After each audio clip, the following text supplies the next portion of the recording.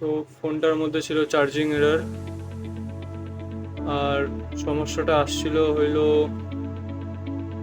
Zoom করে দেখা দিই। এই যে এখানে দেখছো জাম্পারটা,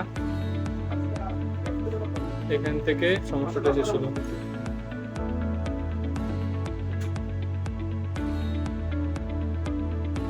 এই যে এখান থেকে সমস্যাটা আসছিল।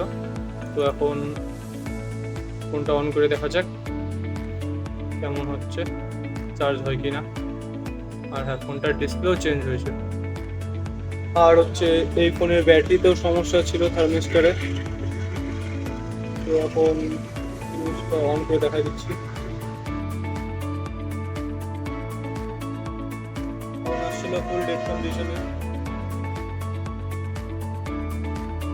অন করে আর চার্জ করে দেখে দিচ্ছি, চার্জিং এরর আর নেই। ফোন অন হয়েছে।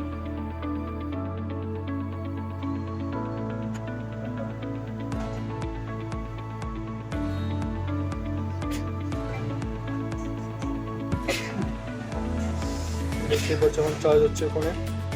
এখন এই চার্জিং এরর আর দেখাচ্ছে না।